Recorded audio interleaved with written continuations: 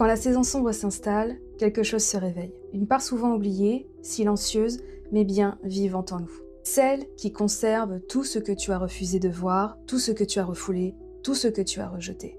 Celle qui attend l'appel de l'ombre du monde, ta propre ombre. C'est pour cela que cette période est propice au shadow work. Mais avant de continuer, si tu veux recevoir d'autres initiations comme celle-ci, n'oublie pas de t'abonner à mon compte. Le shadow work, ce n'est pas une pratique magique. C'est un travail de conscience, un dialogue entre ce que nous montrons au monde et ce que nous gardons au fond de nous. Le shadow work n'est pas là pour te briser.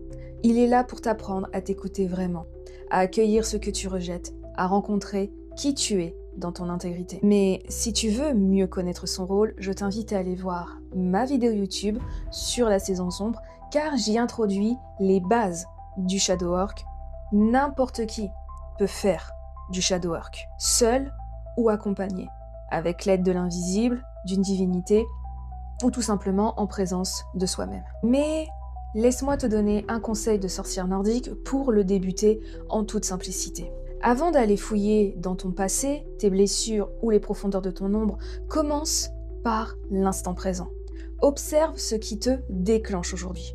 Une parole, un silence, un regard, une situation qui t'irrite sans raison apparente, car ce sont souvent dans ces petits reflets du quotidien que se montrent les véritables parts de toi qui demandent à être reconnues. Alors n'hésite pas à prendre ton cahier et un stylo et à écrire tes émotions, tes impressions et tout ce qui vient.